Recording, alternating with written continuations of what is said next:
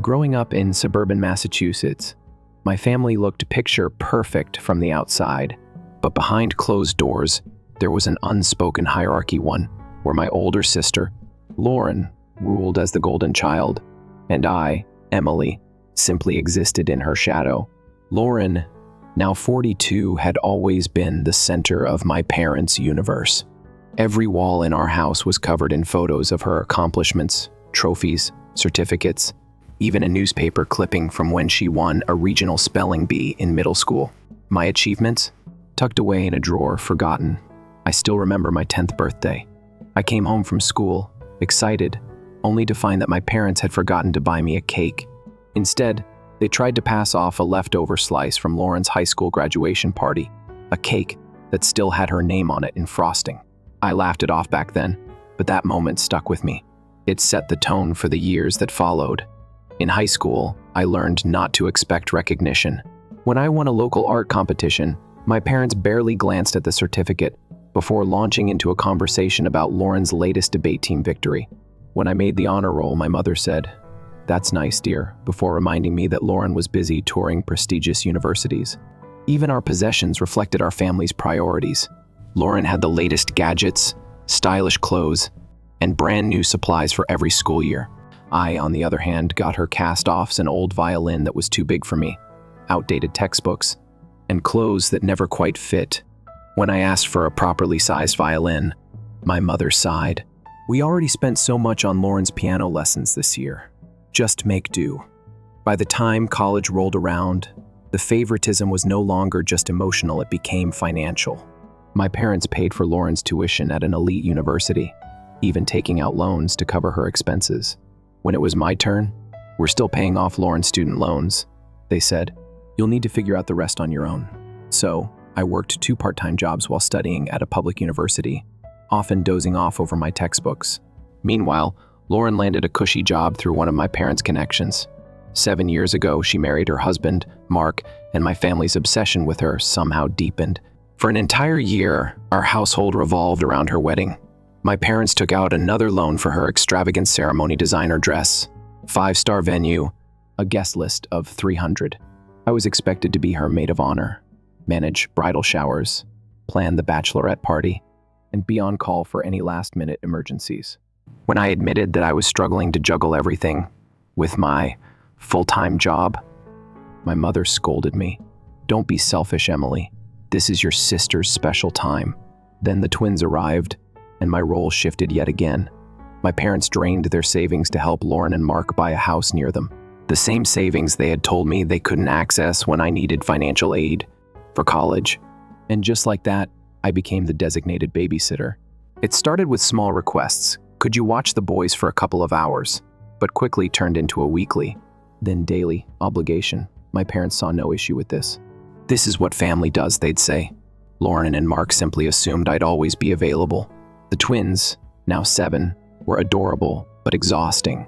Every weekend, Lauren would drop them off at my tiny apartment without notice, often under the pretense of needing me time or having important errands.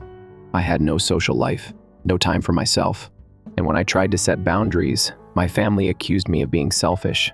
"Your sister has 2 kids to look after," my mother reminded me. "You don't know what tired really means."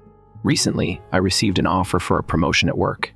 It came with longer hours and some travel, but it was a dream opportunity. When I shared the news at a family dinner, I hoped, just for once, that they'd be happy for me. Instead, my mother frowned. "But what about the twins? Your sister needs you here." "You can't take that job, Emily," Lauren added, as if it were obvious. "Who else will help with the boys?" That was the moment I realized my time, my career, my life meant nothing to them. I was just a free babysitter, a convenient support system, and I was done. I needed a break, a real one. So I did something I had never done before. I planned a solo vacation, a quiet beach retreat, just for me. No obligations, no responsibilities. When I mentioned it in passing at dinner, my mother's eyes lit up. "That's perfect. We should all go together. The twins would love the beach." Before I could protest, Lauren was already making plans. "You can take the boys swimming while Mark and I have some alone time." I sat there, stunned, as my parents even offered to upgrade my booking to a better resort where the whole family could stay. They were hijacking my trip. Again, that night as I lay in bed, something inside me snapped. I was done playing the role they had assigned me. I pulled out my laptop and booked a different resort on a secluded island, far from their reach. I didn't tell anyone.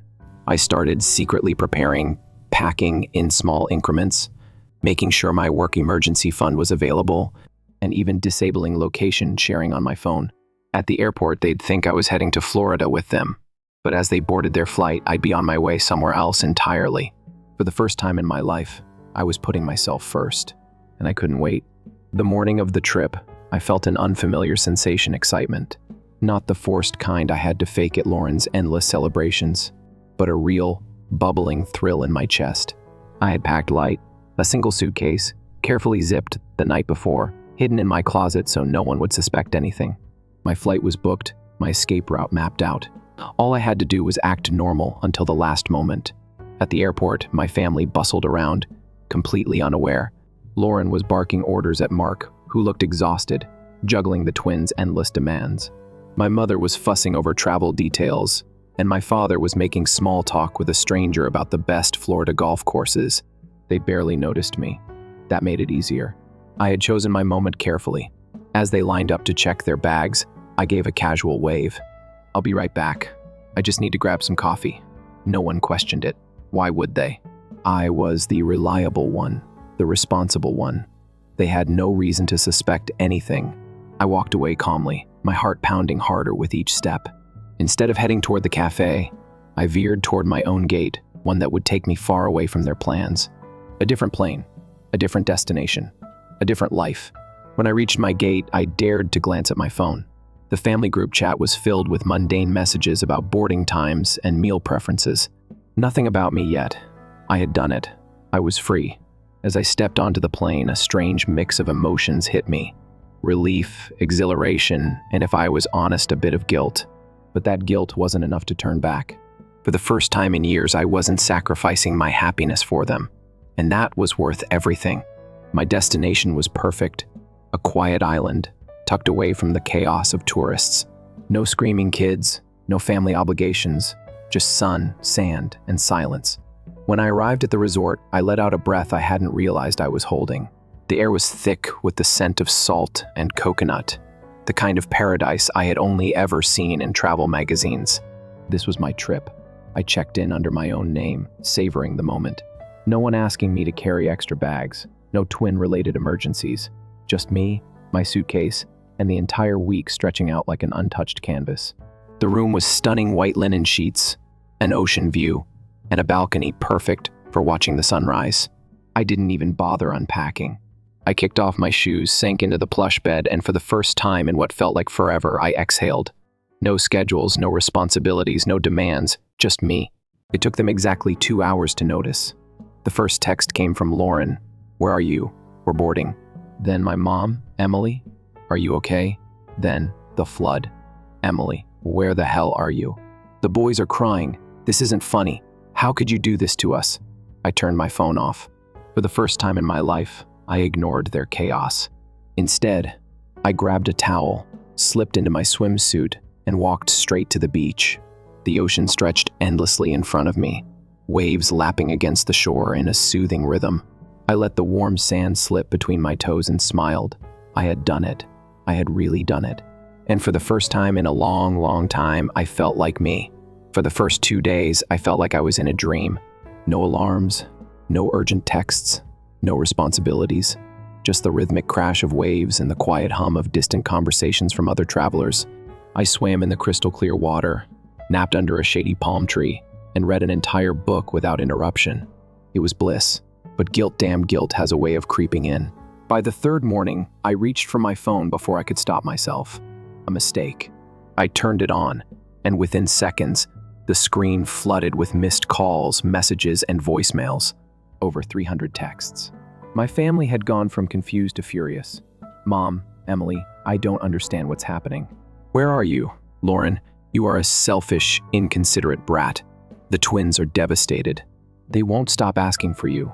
"Dad, just let us know you're safe." There were voicemails too. I played one for my mother, her voice wavering between panic and anger. "Emily, this is unacceptable. You abandoned us at the airport. Do you know how that made us look?" The boys were crying. Lauren was frantic. "We had to tell people you missed your flight to avoid embarrassment. You need to call us back. Now." Another from Lauren, dripping with venom. "You have no idea what you've done." The boys won't stop crying for Auntie M. "Mom and Dad are upset. I'm overwhelmed. You left us in the lurch. And for what? A selfish vacation? You need to grow up." I let out a slow breath. No one asked why I left. No one wondered how I felt. They weren't worried about me. They were angry that I had stepped out of line, that I had put myself first. That realization settled over me like a heavy blanket. I didn't reply. Instead, I went downstairs, ordered the most indulgent breakfast I could, and ate every bite while watching the waves roll in. I wasn't ready to let them back in. Not yet. By day 5, my phone had stopped buzzing as much. Maybe they were giving up. Maybe they were regrouping. Either way, I had started to feel lighter. The constant weight on my chest, the responsibility, the pressure was gone. That night, I joined a group of solo travelers for dinner.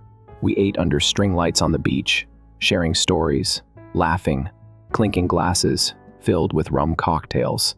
For the first time in forever, I wasn't Emily the babysitter. I wasn't Emily the afterthought. I was just Emily, and it felt incredible.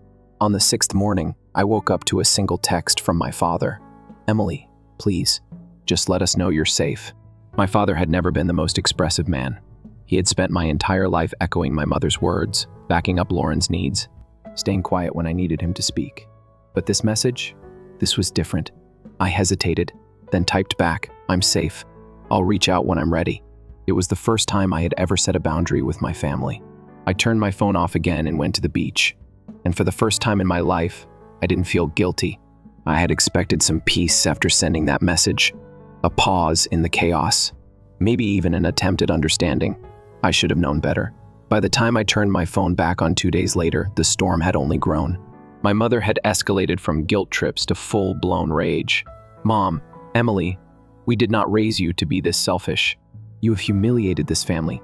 We need to talk." Lauren was no better. "Lauren, you are officially the worst sister on the planet. You're hurting everyone, including the twins. You'll regret this." But the real surprise came from my father. "Dad, I don't understand what's happening, but I want to talk. Just us, please." That gave me pause. I had never had a real conversation with my father. Not one where he wasn't just repeating my mother's words or defending Lauren's latest demand.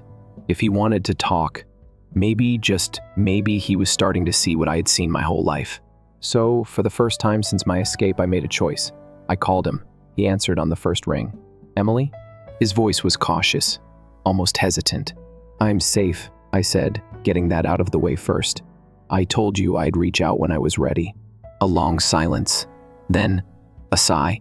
"Your mother is furious." I almost laughed. "Yeah, I figured." He cleared his throat. "You really left. Just left." "Yes," I said simply. Another pause. Then, softer, "Why?" That one word hit me harder than I expected. For years, I had been screaming for someone, anyone, to ask me that, to ask how I felt, what I needed.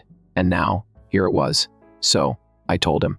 I told him about the birthdays forgotten, the achievements ignored, the constant expectation that I would give and give and give without ever receiving anything in return. I told him about how exhausted I was, how I had spent my whole life bending to fit my family's needs while they never once considered mine. I told him how much it hurt, that when I finally tried to do something for myself, they didn't even hesitate before taking it from me. When I finished, the line was silent. Then he exhaled, slow and heavy. I didn't realize it was that bad. I closed my eyes. That's the problem, Dad. No one ever realizes.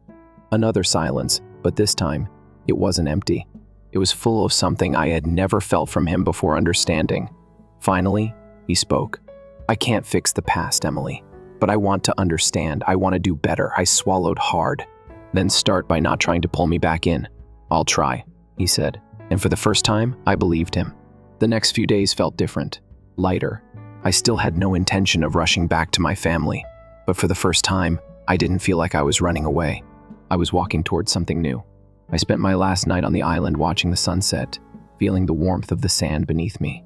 I wasn't just escaping anymore, I was reclaiming my life. Leaving the island felt different from any trip I had taken before. Usually, returning home meant stepping back into my old life, slipping into my assigned role like a well-worn jacket, but not this time. This time, I wasn't coming back as the same person who left. I had booked a hotel near my apartment instead of going straight home. I needed space, to think, to prepare. My family would find out soon enough that I was back, and I wanted to be ready when they did. The moment I connected to Wi-Fi at the hotel, my phone exploded with notifications. I sighed, already knowing what to expect. More messages, more guilt, more anger. Mom, Emily, it's time to stop this childish rebellion. We need to talk. Lauren, I hope you got this selfish phase out of your system, because you have a lot to make up for. Dad, let me know when you're ready to meet. It was almost funny, almost. The world hadn't ended because I took time for myself, but you'd think I had committed some great betrayal the way they reacted. I ignored Lauren and my mother, but my father? That was different. So, I texted back. Tomorrow, coffee shop near my place. Just us. The next morning, I arrived early, picking a quiet corner table where I could see the entrance. Old habits died hard. When my father walked in, he looked different, older. Maybe it was the way his shoulders slumped, or maybe it was the first time. I was really looking at him. He sat down, rubbing his hands together. You look good. I nodded. I feel good. A small smile tugged at his lips, but it was brief. He cleared his throat. Your mother and Lauren, I held up a hand. We're not here to talk about them. He hesitated, then nodded. For the first time in my life, we had a real conversation. I told him about my plans, how I was setting boundaries, how I wasn't going to be their backup plan anymore. I'm not cutting everyone off, I said carefully, but things are going to be different. He listened, really listened. And when I was done, he let out a breath. I don't know if they'll ever accept this, Emily. I shrugged. That's their problem. A pause. Then a slow nod. I suppose it is. It wasn't a grand reconciliation, but it was something. A shift. A recognition that things couldn't stay the same. That was enough for now. That night, I checked into my new apartment. Smaller, quieter, safer. I had changed the locks, updated my emergency contacts, and made sure my work knew not to take calls from my family. For the first time, my space was truly mine. And as I curled up on my new couch with a book, no interruptions, no obligations, no expectations, I realized something. I wasn't waiting for permission to live my life anymore. I was already living it. A week passed before my mother and Lauren realized I wasn't coming back on their terms. It started with voicemails. First, my mother's voice, sharp with disapproval. Emily, you've had your fun. Now it's time to come home and act like part of this family again. Then Lauren, her tone dripping with entitlement. The boys miss you. You can't just disappear and expect us to pick up the pieces. Their words used to hold power over me. They used to make me second-guess myself, to feel guilty, to believe I was being unfair. But this time, they felt empty, because I wasn't the same Emily anymore. Work felt different now, too. Without the constant stress of last-minute babysitting and emotional manipulation, I was more focused, more confident. My boss noticed. Emily, I've seen a real change in you these past few weeks, he said during a meeting. You seem lighter. I smiled. I feel lighter. And for once, it wasn't a lie. One evening, I got a text from an unknown number. Jack, hey, it's me. Can we talk? I stared at the screen for a moment, then typed back, what's going on? A few minutes later, my phone rang. I hesitated, then picked up. Jack's voice was cautious. I wanted to say I get it now. I leaned back against my couch. Oh? He let out a breath. Lauren's been a nightmare since you left. She's overwhelmed, but instead of dealing with it, she just expects everyone else to fix it for her. And when I don't, she lashes out. I said nothing. I should have spoken up sooner, he admitted. I let her push everything onto you because it was easier than dealing with her. I closed my eyes. It wasn't an apology, not really. But it was an acknowledgement. A part of me wanted to say, too little, too late. But another part, the part that had spent years feeling invisible, felt strangely validated. You need to set your own boundaries, Jack, I finally said. It's not my job anymore. A pause. Then, quietly, I know. I didn't expect him to change overnight. But the fact that he was seeing it, really seeing it, felt like proof that I wasn't crazy, that I wasn't the villain my family painted me to be. Days turned into weeks, and my life kept moving forward. I joined a local hiking group, started a pottery class, said yes to dinner invitations instead of making excuses, and for the first time in years, I started dating. Nothing serious, just casual meetups, coffee dates with interesting people, but it was new. It was mine. It was something I never would have had time for before. The last test came 2 months later, on my birthday. Lauren sent a single message. "Are you coming to Mom and Dad's?" No apology, no acknowledgement of what had happened, just an expectation. The old me would have gone, just to keep the peace. The new me? I turned off my phone, called a few friends, and spent the evening celebrating with people who actually valued me. I laughed. I ate cake. I felt truly, genuinely happy. And for the first time in my life, my birthday was about me. I don't know if my family will ever fully understand why I left. Maybe one day, things will change. Maybe they won't. But for the first time, it doesn't matter, because I'm finally living my own life. And I'm never going back. Story 2. 1 week before to her wedding, I saw my pampered sister kissing my lover. Informed her fiancé. He stunned everyone during the wedding, even if they thought he ignored it. I was in a difficult situation with my 29-year-old boyfriend and my 26-year-old sister at the age of 28. With my sister's wedding quickly approaching, I started to see that she was acting strangely near my partner. At first, I felt anxious about modest, subtle behaviors rather than anything overt. My sister would frequently make remarks like, "Wow, you're so funny." That seemed innocuous at first. She responded to everything my boyfriend said with a little too much enthusiasm, even when his jokes weren't that funny. I initially attempted to ignore it, assuming that maybe she was just being extra amiable because of the excitement of the impending wedding. But as time went on, I started to see more concerning indicators. She began looking for ways to interact with him informally, such as putting a hand on his arm while they were talking or softly bumping into one another as she passed. These were subtle but clear signals. Additionally, I saw that she kept her gaze on him for a little too long while he wasn't looking, which made my stomach turn. I made the decision to speak with my boyfriend about my sister's particularly flirty behavior at a family meal one evening after we got home. "Did you notice Sarah's behavior tonight?" I questioned him, turning to face him. He gave me a perplexed look and said, "What do you mean?" I went on to describe the actions I had seen. The overindulgent laughter, the needless physical contact, the persistent looks. "I think you're overanalyzing things," he remarked, shrugging after listening for a bit. "Most likely, she's just thrilled about the wedding. It's not harmful." I kept feeling that something wasn't quite right, even after he reassured me. I didn't think it was a harmless scenario. My partner reassured me, but I still had a hunch that something wasn't right. I thus made the decision to monitor the situation more closely, in the hopes that my concerns were unjustified and that I was simply overreacting. However, the weeks that followed were stressful. I was always observing my sister and taking note of everything she did whenever we were together. It became evident that she was always attempting to put herself in close proximity to my partner. When she could, she would frequently sit next to him, and she appeared to come up with a never-ending list of reasons to beg for his assistance with wedding-related chores. We were gathered at my parents' house for a family BBQ one day, and I was standing right there. I went inside once to use the restroom, and when I came back, I witnessed something that broke my heart. In a corner of the yard, standing abnormally close to each other, my sister and my boyfriend were having a quiet conversation. My stomach turned uncomfortably as I heard my sister laughing at something he said. They immediately separated as soon as they saw me, and my sister left as if nothing had occurred. Despite feeling sick and angry, I refrained from confronting them right away, not wanting to cause a commotion at a family event. I waited till we arrived home that evening instead. I made an effort to address the subject as calmly as possible while we were by ourselves. I wanted to know what my sister and my boyfriend had been talking about earlier. Apparently taken aback by my inquiry, he clarified that they were only discussing a few wedding-related topics, such as the musical choices. I wasn't satisfied with his response. I couldn't help but wonder why they had to stand so close to each other for such a basic talk.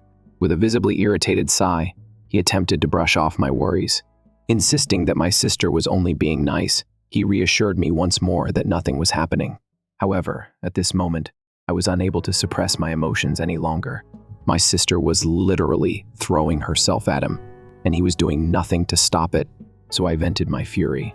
He appeared wounded by what I said, and he gave me a sad face as he asked what I specifically wanted of him. She was my sister, he reminded me, and he was only being courteous. It didn't seem possible for him to tell her to back off. I made it apparent that he was just interested in a friendship relationship by telling him that he should at least establish some limits.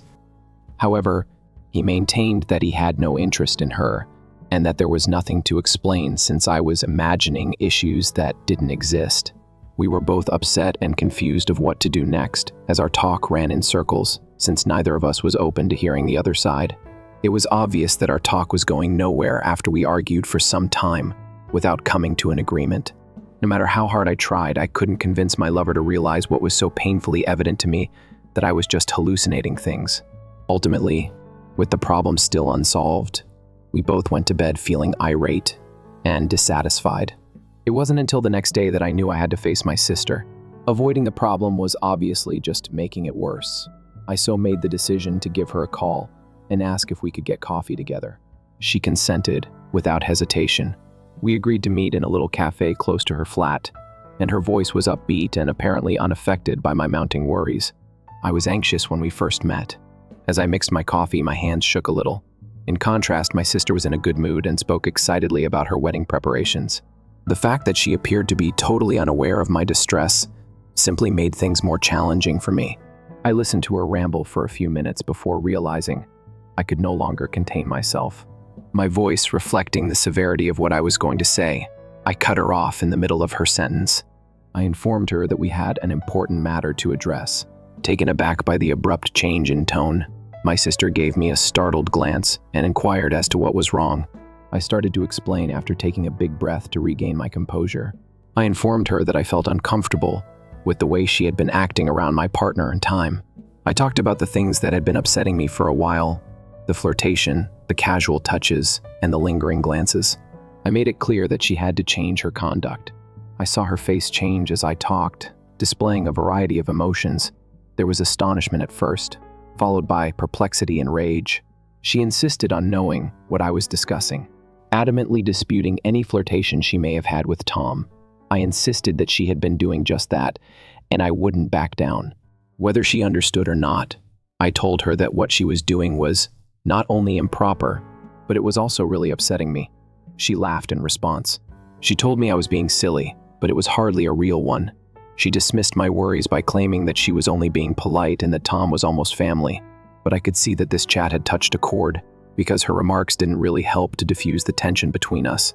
I realized as I sat there that this was not going to be a simple problem to address, and that our distance from one another was probably just going to grow. I finally lost my temper and vented my annoyance, pointing out that it went beyond simple friendship. I clarified that she was always looking for reasons to touch my partner, be close to him, and laugh at all of his jokes, even the ones that didn't seem very humorous to me. I was becoming more uneasy as I spoke since it was obvious what she was doing. Her face was crimson with rage and shock as I could see. My claims obviously stunned her, especially considering how near they were to her wedding. She gave me a scathing reaction, casting doubt on my self-assurance and implying that I must be quite insecure to accuse her of such behavior. Even though what she said hurt, I felt I had to defend myself. I made an effort to clarify that my worries were about respect rather than insecurity. I informed her that her conduct needed to cease right away because she was going too far. Our chat came to an abrupt halt as she got up, her chair making a loud scraping sound against the floor.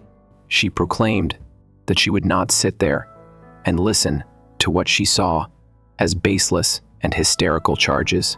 She was quite clear that it was my problem, not hers, if I couldn't trust my own sister.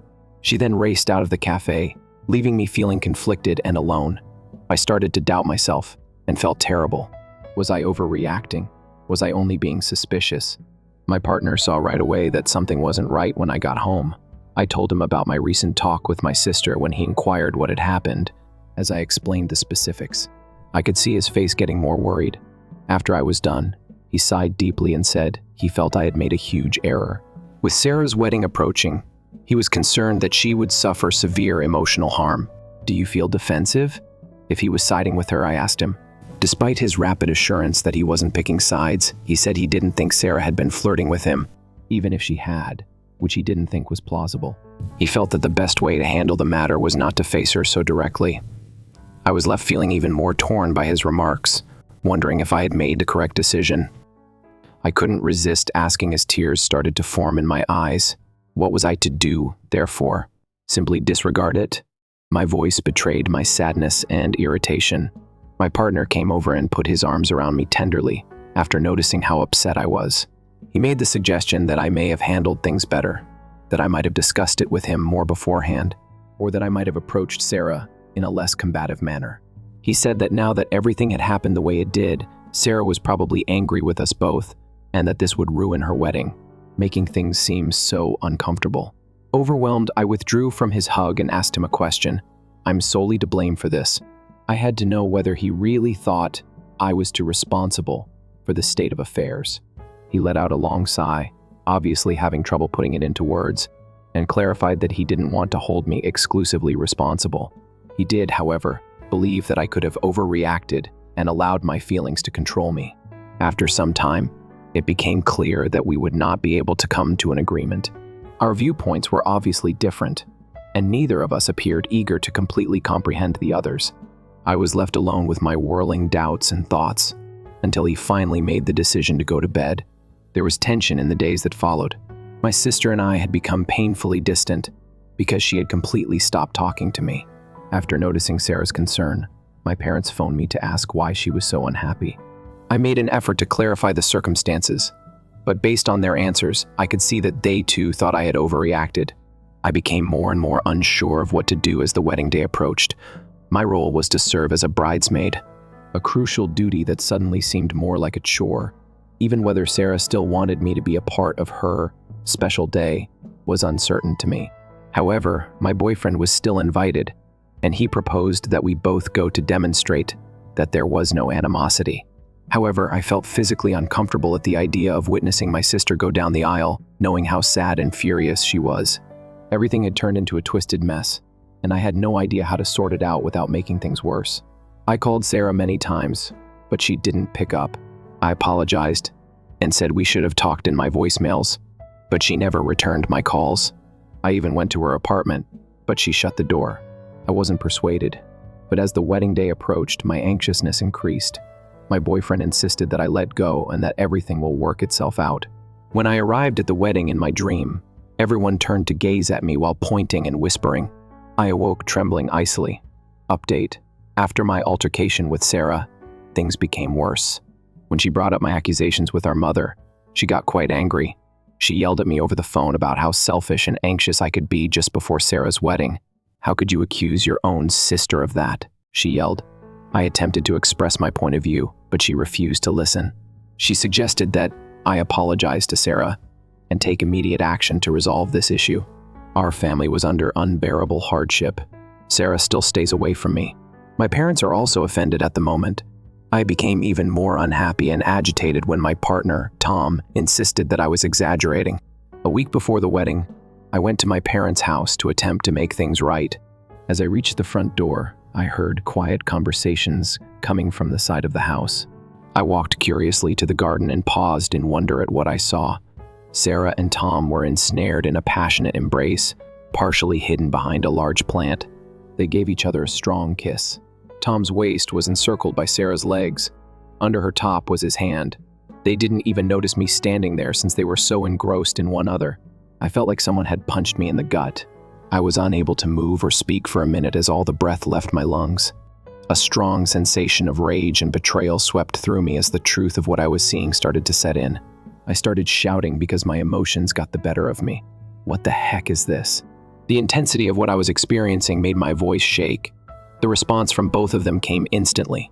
Both my sister and my boyfriend's guilty faces betrayed them totally as they sprang in horror. Tom stammered as he struggled to find the correct words, and Sarah's face went pale as she knew she had been caught. It isn't what it appears to be, yet it was precisely what it appeared to be. confirming all of my suspicions and anxieties. As I coughed out, tears started to fall down my cheeks. How were you able to? My lover and my own sister. There was no mistaking the sadness in my voice. Sarah started crying too, and as she tried to apologize, her voice trembled with sadness. She cried as she tried to explain, "I'm so sorry. I couldn't listen to any of their justifications, even if we didn't intend for this to occur." Without another word, the treachery was too profound to perish. I ran back to my car after turning and sprinting away. As I drove away, their cries for me to come back were ignored. As I drove off, my thoughts was racing with hurt and incredulity. My phone started ringing all the time. Tom first, then Sarah, and eventually my mother. None of them I could bring myself to respond to. The agony was too new, too intense. I was numb when I got home at last. I quickly packed a backpack with a few days' worth of necessities and some clothing. After what had just transpired, I couldn't stay here. I texted Tom one more time to let him know that we were done. Never try to get in touch with me again. I then disconnected all further connection by turning off my phone and walked out. I'm now writing this from a hotel room in a nearby city, not sure what to do next. I am aware that I will not be able to attend the wedding, which is only a few days away. This deception has destroyed my connection with my sister and may do irreversible harm to the closeness we previously enjoyed. I feel like everything in my universe has been completely upended. In the end, I was correct all along, even though everyone thought I was insane for thinking something was off. I'm wondering how I'll ever be able to trust anyone again after this knowledge, and the anguish is nearly unbearable. Read it, then. I would appreciate any guidance on how to proceed from this point forward. Update. Following the heartbreaking revelation that my sister Sarah was seeing my now ex-boyfriend Tom, I was unable to comprehend what had happened for a few days. Both of their messages and missed calls, along with those from my parents, were vibrating on my phone. However, I simply couldn't bring myself to answer. I couldn't bear to be wounded. But in the end, I realized that Sarah's fiancé Mark was one individual who most definitely needed to know the truth. I had to make the painful choice to give him a call. I could hear Mark's bewilderment in his voice as he responded. He inquired as to what was happening, stating that I had vanished and wasn't answering anyone, and mentioning that Sarah had been in a horrible situation. I inhaled deeply before I started to tell him everything. I informed him about my original suspicions and how Tom and Sarah, among others, had dismissed them. I then went into great detail about what I had seen in my parents' garden. Mark absorbed all I said while listening silently and without interjecting. He just made a little noise to let me know he was still there. There was a lengthy, heavy stillness on the other end of the line when I eventually finished. Mark then expressed his gratitude to me for informing him in a calm, collected tone, adding that he needed some time to take it all in. He then hung up the phone. After learning the truth, I sat there looking at my phone in blank amazement, wondering what Mark would do. I didn't hear from him or the rest of my family again as the wedding day drew near. I started to assume that Sarah had somehow persuaded Mark to forgive her, since she had stopped attempting to get in touch with me. It physically sickened me to think that she may actually get away with her crimes, that she might have her dream wedding while my life was in ruins. I came to the realization that I couldn't go to the wedding. Knowing what Sarah had done, the thought of seeing her go down the aisle was unbearable. Rather, I chose to spend that day alone myself, thinking about how to move on from such a deep betrayal and rebuild my life. My cousin Emma called me out of the blue the night of the wedding. "Oh my God," she exclaimed in a quiet voice that had an undeniable tone of urgency and excitement. "What just transpired will astound you." I was curious and perplexed, so I asked her what she meant.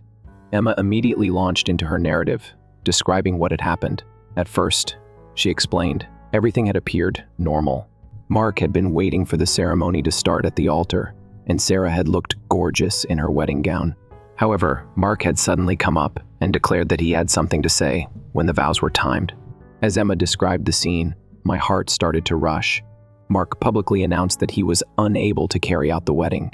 "I can't marry someone who betrayed her own sister and ruined her life by getting involved with her boyfriend," he told the guests. Emma went on to describe how Mark's statements had made Sarah become absolutely white. Then, to the surprise of everybody, Mark went to face my parents, apologized, and said they needed to know the true reason I had cut off contact with them. Emma continued by saying that Sarah had begun to weep. The guests had begun muttering among themselves to try to make sense of the situation. and my parents had been left stunned and confused. Sarah was crying by herself at the altar as Mark left the church. It resembled a scene from a movie. Emma informed me, with a hint of incredulity still in her voice. Everyone is stunned. Sarah is an emotional mess, but your parents are attempting to get the whole story out of her. Emma had just told me everything, and I sat there taking it all in. I had a range of feelings. Knowing that the truth had at last come to light gave one a sense of vindication. On the other hand, I couldn't help but be very saddened by the suffering and upheaval this had caused my family. Emma inquired softly, "Are you okay?" after seeing my quiet. "I don't know," I answered.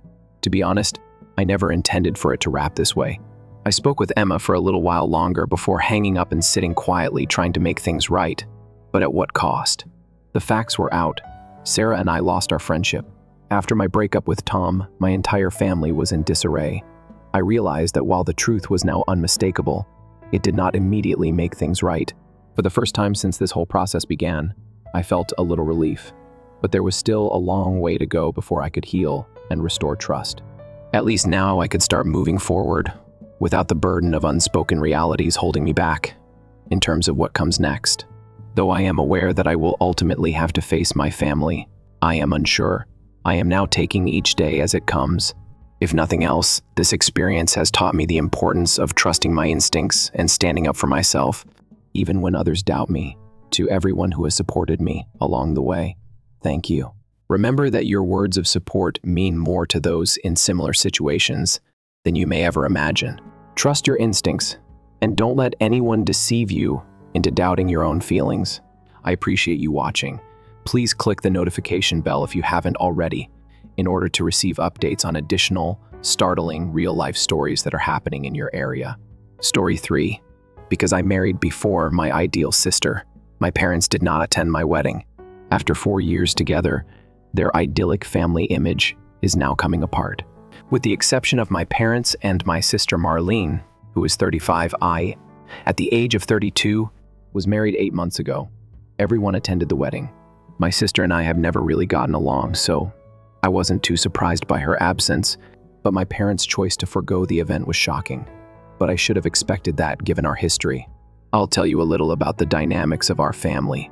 I can't hold my parents entirely responsible for my sister's lifelong preference for her over me. She has excelled in practically everything. From the moment she could walk, she was the life of the party in every place she entered. In primary school, she took first place in every spelling bee, science fair, and talent show. In high school, the roles of prom queen, valedictorian, and class president were essentially the same. Before focusing on her business degree in college, she explored modeling since she was tall, slim, and sufficiently pretty. I vividly remember when she landed her first modeling job in her sophomore year. To rejoice, my parents threw a spectacular celebration for her friends and all of our family members. We still have a framed copy of her first professional headshot hanging in our living room, just over the hearth. I graduated with a degree in computer science the same year. They just said, "Well done," and went on to planning Marlene's upcoming picture session. After graduating, she got a position at a well-known corporation and quickly rose the corporate ladder. At 30, she already has a company vehicle and a corner office, making her a senior executive. Meanwhile, I am a mid-level software engineer at a reputable computer business. Even if I enjoy my job and it's a respectable one, it's not the kind of occupation that makes parents brag in front of their family. I'm also shorter and larger than my sister. My mother made offensive comments about how I looked. When I was growing up, you constantly placed me on diets and signed me up for exercise programs that I didn't want to go to. Marlene never struggles with her weight, she would say. Or, with a little more work, you could look as good as your sister. By high school, I had learned to disregard these comments, but they still had an effect. I've come to terms with these differences over the years. At some point, I realized that my parents never enjoyed my achievements as much as they enjoyed Marlene's. What might I do? I spent years taking seminars and joining groups in an attempt to get their favor. For a little while, they even tried modeling and encouraged it. My sister never lets me forget this failure, but nothing was ever adequate. They were very captivated by my sister's accomplishments, and I was only the second daughter. In my mid-20s, I stopped trying to impress them.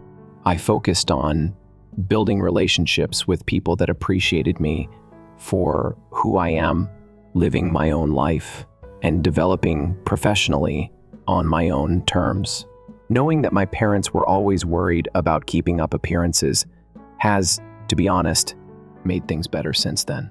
In order to avoid confrontation during our required Christmas dinners and other family gatherings, I maintained a superficial relationship with them. They had Marlene to drool over, so I wouldn't smile when they gushed over her next romantic partner or vacation destination. My emotional detachment seemed to go unnoticed by them. Then, through a common friend, I met my spouse at a computer conference. Unlike my family, he saw me, really saw me. He appreciated my ability to code, my sarcastic sense of humor, and yes, even my physical type. He never once suggested that I should alter or compare myself to others from the start.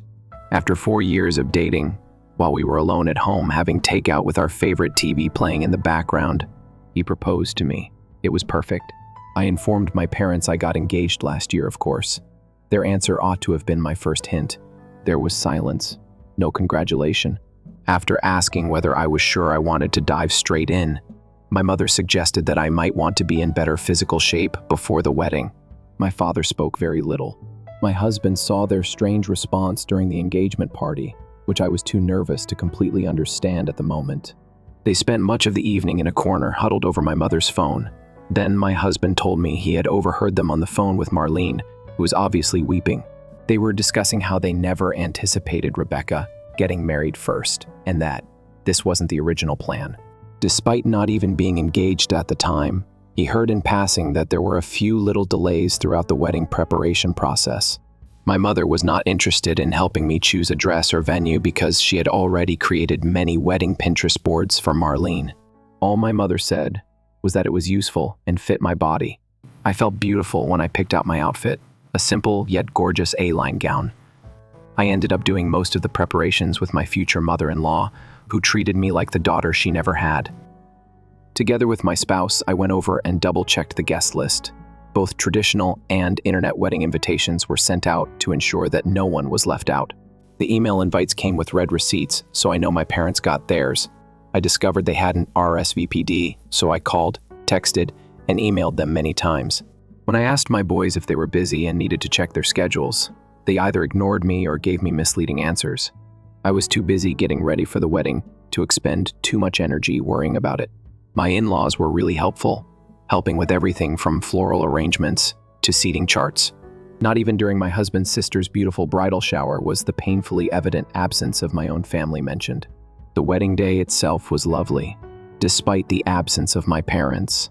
Following the morning ceremony, we had a relaxed afternoon reception in a garden. We looked so happy and in love, and everyone was correct.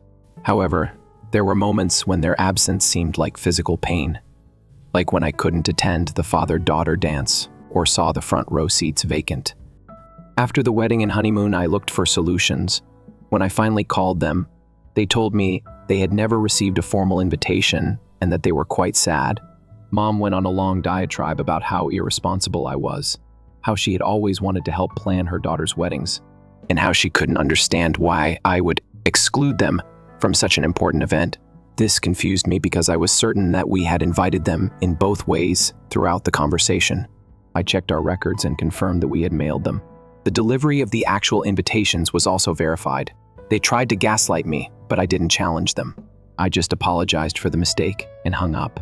My husband later mentioned other instances that showed their actual motivations, such how they seemed shocked rather than happy when we informed them we were engaged, or how they kept finding excuses not to help with the wedding preparations, as he didn't want to make my wedding plans any more stressful. He hadn't mentioned these discoveries before. In hindsight, however, the pattern seemed obvious. They couldn't stand the thought of me, the less successful daughter, being married before their beloved Marlene. In their view, I would never be able to compete with my sister, and their behavior just confirmed what I had always known. Finding out that even my wedding day, which should have been a celebration of love and new beginnings, became yet another front in their never-ending battle to maintain their perfect family image, with Marlene at its center, was the most disheartening thing. After a year of dating, Marlene just became engaged to her partner. I talked to family members in family group discussions that I don't take part in, they said. My parents publicly declared how thrilled they were to plan a lavish wedding for her. My mother is bringing Marlene to secret fittings at high-end boutiques, and they are already bragging about landing fancy venues and dresses. I was not permitted to spend any mother-daughter time. The fact that so many members of our family are now declining to attend Marlene's wedding is interesting. An engagement celebration. It seems that my relatives started talking about my parents' behavior at my wedding. When my relatives ask why my parents didn't come to my wedding, I just respond with what I believe to be true. When I got married before their cherished daughter, they couldn't stand it. I don't try to be sympathetic or exaggerate the facts. I just tell them the way I see them. A few days ago, I received a message from my parents, accusing me of deliberately trying to ruin Marlene's wedding. The relatives they have spoken to are allegedly making excuses not to attend any of the events connected to her wedding. After hearing about my parents' treatment of me, my cousin, to whom my sister vented, told her that people are hesitant to visit. My folks say I'm spreading lies because I'm jealous of my sister's upcoming extravagant wedding. I'm just giving them the truth about what happened, which is the issue. Instead of holding me responsible for the outcomes, they might want to think about their own behavior, if the reality portrays them as awful, as things keep changing. Maintaining the illusion of a connection with my parents is becoming more and more difficult for me.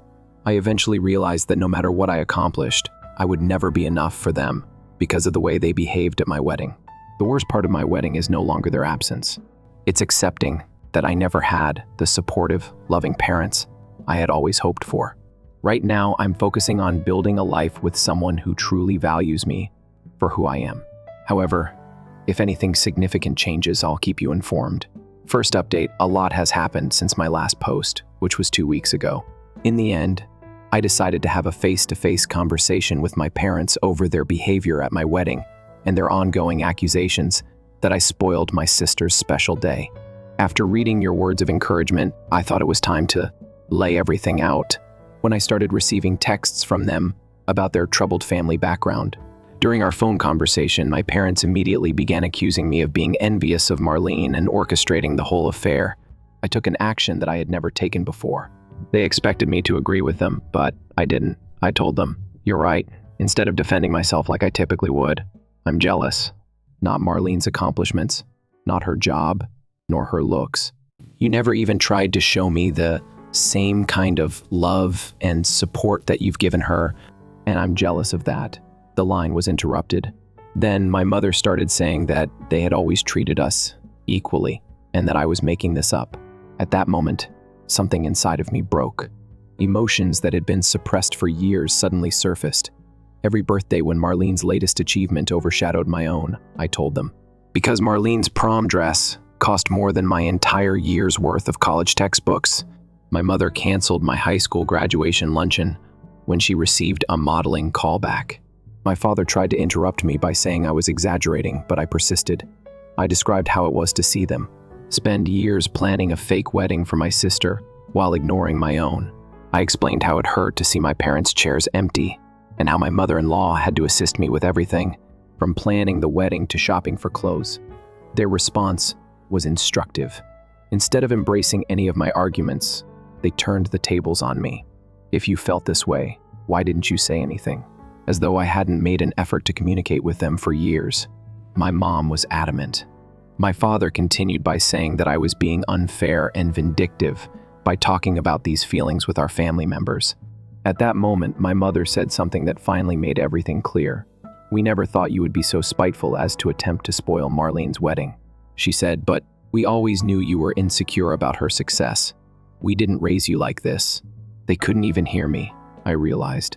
They thought my feelings and their actions had nothing to do with the whole situation. It's related to Marlene's response.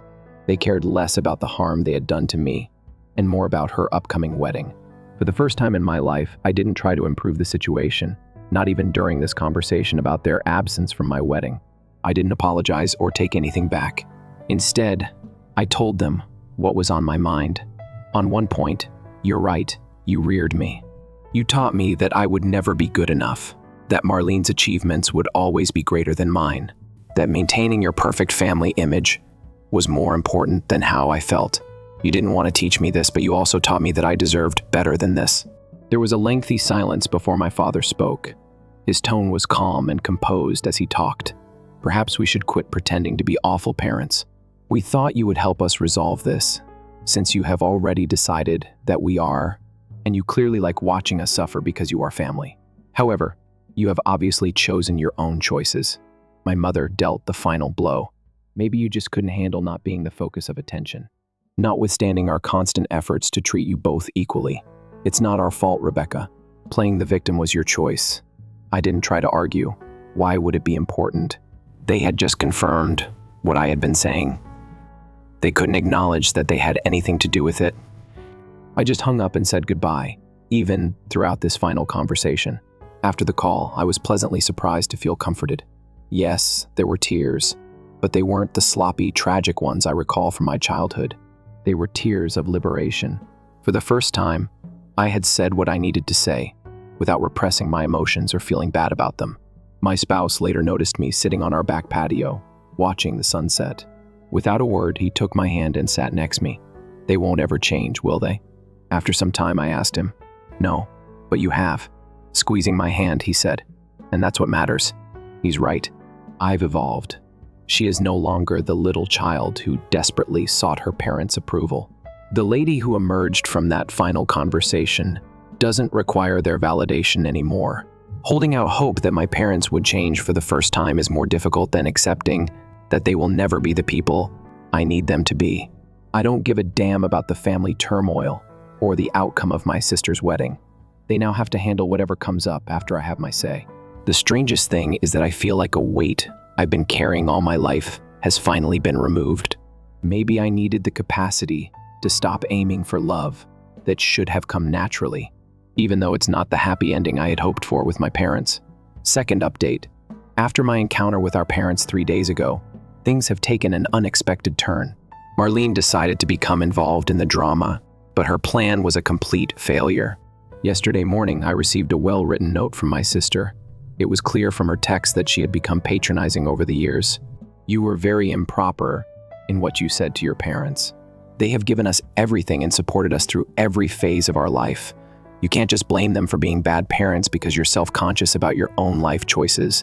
She proceeded with her usual mix of subtle digs and moral superiority. Although I can appreciate that your wedding didn't go as planned, it doesn't mean you should attempt to ruin mine. Wanting a celebration that recognizes those of us who have worked hard to achieve certain criteria is quite acceptable. Not everything has to be a competition, Rebecca. I chose not to respond. I have found that engaging with her only gives her more ammo, after enduring her deceptive behavior for years. Instead, I just blocked her number. I thought that would be the end of it, because Marlene has never been one to tolerate being ignored. A few hours later, my husband contacted me at work, his laughter so loud that he was unable to talk. Marlene obtained his personal number because she couldn't seem to reach me directly. Sent him a series of texts detailing the specific reasons why our sister relationship has never been positive, most likely via an acquaintance named Viacom. She started off her first message to him in a way that was professional enough for me to feel obligated to get in touch as Rebecca, sister, and someone who genuinely cares about the welfare of our family. But it quickly evolved into her true intentions. She told my husband that since he was the new guy in Rebecca's life, he had a duty to assist me in acting in a more appropriate way. The messaging has grown more condescending. The dynamics of a family are complicated. She added that someone with Rebecca's sensitivity could not see the wider picture. My spouse is a competent software architect with an MBA. She suggested that he help me see reason before I destroy family ties forever. The real stinger, however, was her attempt to capitalize on what she thought were his social climbing instincts. She actually wrote, "Don't you realize that keeping up positive ties with prosperous family members like me might help you in the future?"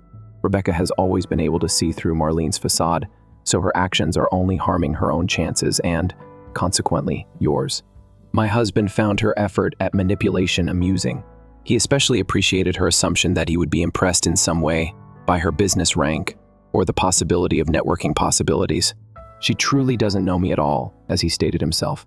When I arrived home that evening, we reviewed the text together. Rather than being angry or insulted, I was laughing with my husband.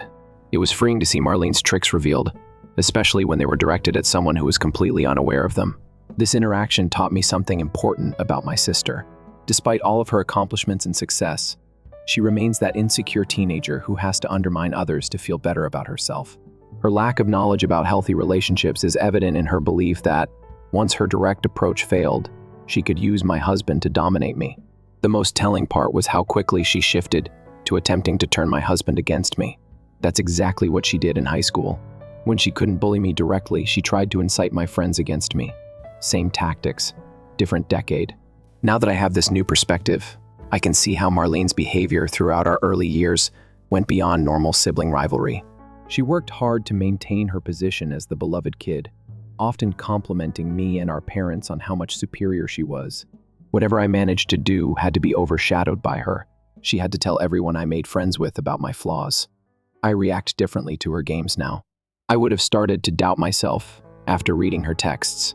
It was 10 years ago. 5 years ago today, I would have been angry and hurt. I just find her obvious attempts at manipulation funny, and I'm tired of the drama. My husband's reaction was perfect. Instead of getting caught up in her drama, he just answered, "We appreciate your concern for Rebecca's and her husband's well-being. My goal is to make her happy, not to control her actions. I believe it would be better if you spoke with Rebecca directly about any potential issues. Enjoy your day." When Marlene didn't get the required reaction, she sent one final message. "It appears that she has also poisoned you against the family. Don't claim that I didn't make an effort to assist when everything blows up in your face." Ironically, my determination to avoid my family's toxic dynamics has been reinforced by Marlene's attempt to help. According to her text to my hubby, nothing has changed. She remains the same crafty person who feels compelled to control every narrative and who sees any deviation from her ideal family script as dangerous. Perhaps the nicest part of the whole thing is realizing how completely ineffective her attempts at persuasion were. Totally unconcerned by her anxieties of societal consequences, she was able to draw my spouse and I closer together instead of making us drift away. In the evening, we made light of her texts and made plans for a weekend getaway. I've realized that maintaining facades and telling stories isn't what actual family is all about. Supporting one another, joking together, and standing together are the key. When someone, even your own sister, tries to control you, more than ever, I'm convinced that I'd be better off avoiding the turmoil surrounding Marlene's wedding rather than being embroiled in my family's never-ending power battles. My spouse and I have decided that we should focus on making ourselves happy. It is believed that the best kind of retribution is success. However, I'm learning that dazzling others isn't the key to true success. It's about embracing your choices and surrounding yourself with people that support rather than obstruct your personal growth. By that measure, I feel more accomplished than ever. The third update. Things have changed unexpectedly after my sister's failed effort to manipulate my husband 2 weeks ago. Despite my parents' frantic efforts to restore their image, things are becoming worse. Through family connections, I learned that my parents had been frantically trying to change the story.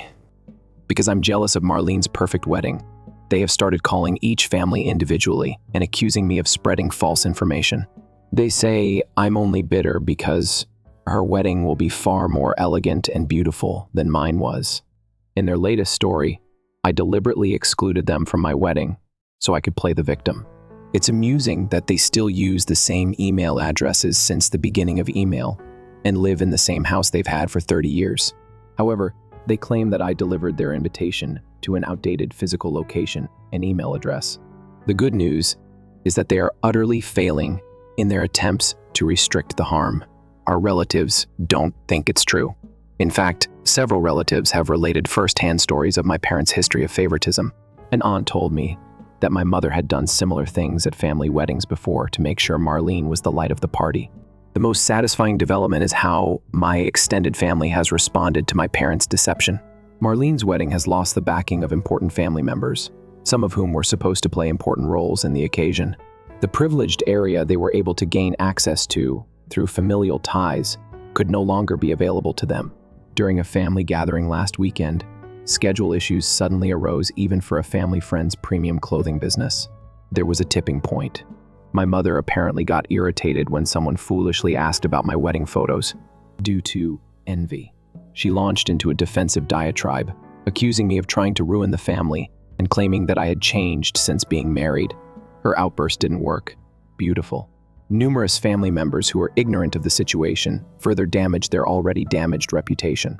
It's particularly ironic that my parents' desperate attempts to uphold their perfect family facade are the cause of its disintegration. Every time they try to explain why they couldn't attend my wedding, in the end, they reveal more about their true selves. The more they try to paint me as the villain, the more people realize how dishonest they are. After being neutral at first, family members are suddenly taking sides. Even my father's brother, who had always been quiet to keep the peace, recently expressed regret for not speaking up sooner about their treatment of me. He has decided not to bring his family to any of Marlene's wedding-related events. I haven't, since I don't have to respond to any of this directly. Taking care of everything for me is the truth. When Marlene and my parents try to spin the story, they invariably end up exposing more of their harmful behavior.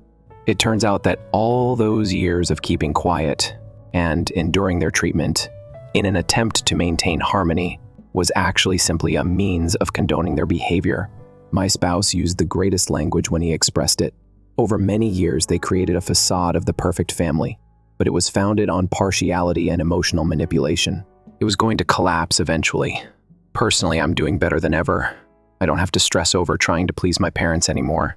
The strain of managing Marlene's feelings has lessened. For the first time in my life, I'm not worried about maintaining their ideal family image, rather of taking action. Sometimes the finest form of vengeance is to just let the truth speak for itself. I'm thankful that Reddit gave me the confidence to stand up for myself.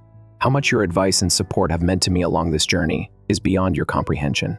Sometimes you need to see strangers you met online to realize what real family support looks like. I appreciate you watching. Please click the notification bell if you haven't already, in order to receive updates on additional startling real-life stories that are happening in your area.